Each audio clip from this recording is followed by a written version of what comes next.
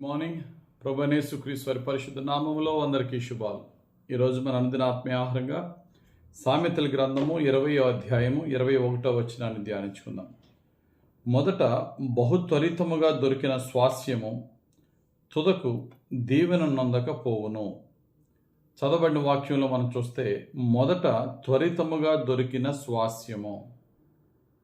ఈ మాటకి అర్థం ఏంటంటే, ఎవరైతే దేవుడు మనకి ఆయన యొక్క ఆస్తి ఐశ్వర్యం ఇచ్చే సమయం రాకముందే త్వరగా డబ్బున్న వాడిని అయిపోవాలా, త్వరగా డబ్బు సంపాదించాలా, త్వరగా అధికారంలోనికి వచ్చేయాలా, త్వరగా నేను ఇది సంపాదించాలని చెప్పి దేవుడు మనకు ఉద్దేశించిన సమయం కంటే త్వరగా రాంగ్ మార్గాల్లో డబ్బులు సంపాదించే వారి గురించి చెప్తున్నారు. కొన్నిసార్లు రైట్ డబ్బులే కానీ రాంగ్ టైంలో మనకు అందిన ఆ డబ్బులు వృధా అయిపోద్ది, మన జీవితం కూడా వ్యర్థమవుతుంది. బైబిల్లో కథ ఉంటుంది. యేసు ప్రభు వారు ఒక ఉపమానాన్ని చెప్పారు. ఒక తండ్రికి 2 కొడుకులు ఉన్నారు. అందులో చిన్న కొడుకట తండ్రి ఇంకా ఆస్తిని డివైడ్ చేయకముందే నాది త్వరగా నాకు ఇచ్చేయి, నాకు ఇచ్చేస్తే నేను దాన్ని అభివృద్ధి చేసుకుంటాను, నేను ఇంట్లోంచి వెళ్ళిపోతానని చెప్పి తండ్రితో దెబ్బలాడి తన ఆస్తి తీసుకెళ్ళిపోయాడు. త్వరగా నాకు ఆస్తి కావాలనుకుని వెళ్ళినవాడు చివరికి ఆ ఆస్తితో వ్యాపారం చేసి సమస్తాన్ని కోల్పోయాడు. తను త్వరగా రిచ్ అయిపోవాలా, నాన్న కింద ఉండక్కర్లేదు, నా డబ్బులేదో నేను తీసుకుని బాగా వ్యాపారం చేసి ఇంకా గొప్పవాడిని అయిపోవాలనుకున్నాడు. చివరికి తినడానికి తిండి లేని పరిస్థితుల్లో దిగజారిపోయాడు తప్పిపోయిన కుమారుడు. మన జీవితంలో మనం ఎలాగుంటున్నాం? సంపాదన విషయంలో ఎలాగుంటున్నాం? సంపాదించుటే ముఖ్యం అనుకుంటున్నామా? అది యథార్థంగా సంపాదిస్తున్నామా? నీతి తప్పి సంపాదిస్తున్నామా? ఒకసారి ఆలోచన చేస్తున్నామా? బైబిల్లో ఒక మాట ఉంటుంది, నీతి తప్పి సంపాదించే సంపాదన గురించి. సామెతల గ్రంథం 13వ అధ్యాయం 11వ వచనం, మోసము చేత సంపాదించిన ధనము క్షీణించిపోవును, కష్టము చేసి కూర్చుకొనివాడు తన ఆస్తిని వృద్ధి చేసుకొనును. మోసం చేత సంపాదించే ధనం అయితే తల్లిదండ్రుల ఆస్తిని వారు ఇవ్వకముందే లాక్కునే పరిస్థితి, లేకపోతే కుటుంబంలోనే రకరకాల ఆస్తిపాస్తుల గురించి గొడవ పెట్టుకుని ఆస్తి సంపాదించే పరిస్థితి, కొన్నిసార్లు లీగల్ డాక్యుమెంట్స్ని కూడా మరి దాన్ని మ్యానిపులేషన్ చేసేసి, అనగా తప్పుగా కాగితాలు పుట్టించి అన్యాయంగా ధనాన్ని సంపాదించి అన్యాయంగా ఆస్తులు సంపాదించేవారు ఉన్నారు. ఇవన్నీ కూడా విపరీతమైన దురాశ నుంచి వచ్చే కోరికలు. అయితే అటువంటి వారి జీవితాలు ఎలా ఉంటాయి అనేది కూడా మనం చూడొచ్చు. అటువంటి వారి జీవితాలు చివరికి ఆస్తిని అనుభవించే స్థితిలో ఉండదు. కుటుంబ కలహాలతోనూ కోర్టు కేసులతోనూ సమాధానం కోల్పోయి ఆర్థికంగా పతనమైపోయి చివరికి ఆత్మీయంగా దిగజారిన పరిస్థితులు చాలామంది ఉన్నారు. బైబిల్లో ఎలీషా అనే ఒక దైవ సేవకుడు ఉన్నాడు. ఆయనకి గెహాజీ అనే ఒక అసిస్టెంట్ ఉన్నాడు. ఈ ఎలీషా అనే దైవ సేవకుడి దగ్గరికి ఒక దేశపు సైన్యాధిపతి వచ్చి, సిరియా దేశపు సైన్యాధిపతి వచ్చి, నయమాన్, అయ్యా నాకు ఈ లెపర్సీ వ్యాధితో బాధపడుతున్నాను, నా కొరకు ప్రార్థన చేయవా అంటే, ఎదురుగుండున్న యోర్దాన్ నదిలో 7 సార్లు మునిగి రా అన్నప్పుడు మొత్తానికి మునిగాడు, వచ్చాడు.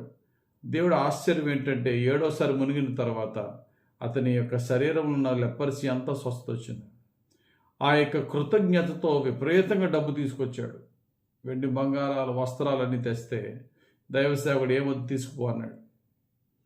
కానీ దైవ సేవకునికి తెలియకుండా దొంగచాటుకి వెళ్ళి మా గురువుగారు డబ్బులు అడుగుతున్నారు, లేక కొంత హెల్ప్ అడుగుతున్నారని చెప్పి అసిస్టెంట్ వెళ్ళి తెచ్చుకొచ్చాడు. అతని పేరు గెహాజీ. ఆ గెహాజీతో ఇక దైవ సేవకుడు అన్న మాట ఏంటంటే, ఆస్తిపాస్తులు సంపాదించుకోవడానికి, ధనధాన్యాలు సంపాదించుకోవడానికి ఇది సమయమా అనే మాట్లాడుంటారు. గమనించండి, ఇది సమయమా అంటే నువ్వు డబ్బు సంపాదించొద్దు అనట్లేదు. సమయం రాకముందే నువ్వు డబ్బు సంపాదిస్తుంది పాపం. 2వ రాజుల గ్రంథం 5:26, అంతటి ఎలీషా వానితో, ఆ మనుష్యుడు తన రథము దిగి నిన్ను ఎదుర్కొనుటకు తిరిగి వచ్చినప్పుడు నా మనసు నీతో కూడా రాలేదా? ద్రవ్యమును, వస్త్రములను, ఒలేవ చెట్ల తోటలను, ద్రాక్ష తోటలను, గొర్రెలను, ఎడ్లను, దాసదాసీలను సంపాదించుకొనుటకు ఇది సమయమా? దేవుడు మనలను సంపాదించే స్థితికి హెచ్చించిన తర్వాత సంపాదించుకుందాం. ఈ లోపల నా సమయం రాకముందే షార్ట్ కట్స్లో, దొంగదారుల్లో, దొంగ విధాలుగా ఈజీ మనీకి అలవాటు పడి ఏదో అలా సంపాదించాలి, ఏదో అలా రిచ్ అయిపోవాలి అనే వారికి శ్రమే, మనశ్శాంతి ఉండదు. వారికి ఒకవేళ డబ్బు సంపాదిస్తారు, కుటుంబంలో మనశ్శాంతి ఉండదు. అవి రకరకాల కేసులకి, రకరకాల హాస్పిటల్కి, రకరకాల జబ్బులు పాలవుతాయి అనే సత్యాన్ని గమనించాలి. అవి ఆస్తి అయినా ఉంది, లేకపోతే అధికారమైన దేవుడు ఇవ్వాలా. దేవుడు తగిన సమయంలో మనకి ఇవ్వాలి. ఆ సమయం రాకముందే మనం ప్రయాసపడితే అభిషేలంలా ఉంటుంది జీవితం. దావీదుకి కుమారుడి పేరు అభిషేలం. దావీదు ఇంకా తన నెక్స్ట్ కింగ్ ఎవరు అనౌన్స్ చేయకముందే ఇతను చాలా ప్రయాసపడి ఎలాగన్నా సరే నా తండ్రి రాజ్యాన్ని నేను తీసుకోవాలని ప్రయాసపడ్డాడు. చివరికి తండ్రిని చంపడానికి కూడా వెనకడుగు వేయలేదు. కానీ దేవుడు ఆ యొక్క యవనస్తుడైన అభిషేలం తండ్రిని రక్షించాడు. రాజును అవ్వాలి అని తండ్రిని చంపే ఆ పోరాటంలో చివరికి తన ప్రాణాన్ని కోల్పోయాడు. గమనించండి, మన జీవితంలో సంపాదన కొరకు ఎవరినన్నా సరే మోసం చేయడానికి కానీ, ప్రాణాలు తీయడానికి కానీ, ప్రాణాలు పోగొట్టుకోవడానికి కూడా వెనకడుగు వేయలేని విధంగా దురాశ మనలో పెరిగిపోతుందా? సాతానుడు మన పతనం చేయడానికే వాడు అటువంటి ఆలోచనలు మనకు రప్పిస్తున్నాడు. దేవుడిని అడుగుదాం, ప్రభువా నీ సమయానికంటే ముందు పరిగెట్టకుండా ఉండే జీవితం దయచేయండి.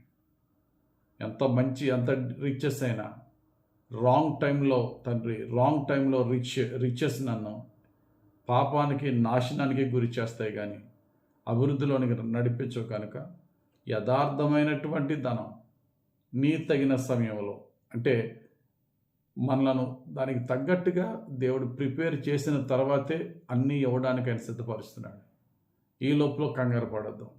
దేవుడు ఏదైనా వనంలో ఒక పండుని తినొద్దన్నాడు. ఆ పండుకి జ్ఞాన వృక్షఫలం, బుద్ధి, జ్ఞానములు అన్నీ ఆ పండులో వివేకములు అందులో ఉన్నాయి.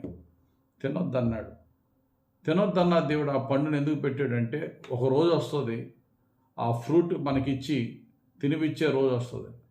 కానీ దేవుడు చెప్పిన టైం కంటే ముందు తినడం వల్ల శాపాన్ని, మరణాన్ని తెచ్చుకున్నారు. అన్నీ కూడా మనకి మేలుకరమని దేవుడు పెడుతున్నాడు. కాకపోతే మేలైన కార్యాన్ని కూడా ఆయన తగిన సమయంలో చేయకుండా రాంగ్ టైంలో చేస్తే అది కీడే అవుతుంది. ప్రభువా నా కాలములన్నీ నీ చేతిలో ఉన్నాయి. ఎప్పుడు నన్ను తగ్గించాలో, ఎప్పుడు నన్ను హెచ్చించాలో నీకు తెలుసు.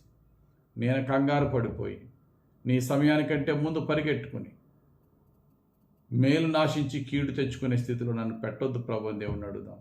దేవుడు ఆయన తగిన సమయంలో, ఆయన తగిన ధనముతోనూ, ఆశీర్వాదముతోనూ, అధికారముతోనూ మనల్ని నింపులాగున ఆయన బలిష్టమైన చేతి కింద దీన మనసుతో నిరీక్షణతో ఎదురు చూద్దాం. అట్టి కృప వేసే మనకి ఇచ్చునుగాక. ఆమేన్. పరిశుద్ధుడా, ప్రేమ కలిగిన తండ్రి, ఈరోజు ఇచ్చిన వాక్యం బట్టి వందనాలు.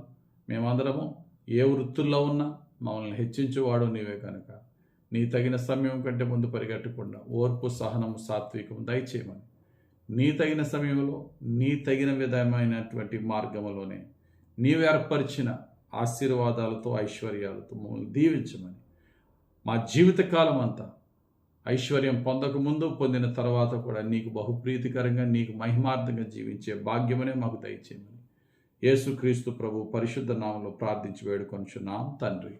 ఆమెన్. తండ్రి యొక్కయు, కుమారుని యొక్కయు, పరిశుద్ధాత్మ దేవుని అభిషేకం మనల్ని నిత్యము నడిపించి, సంరక్షించి, కాపాడి దీవించును గాక. Amen. God bless you. Have a very blessed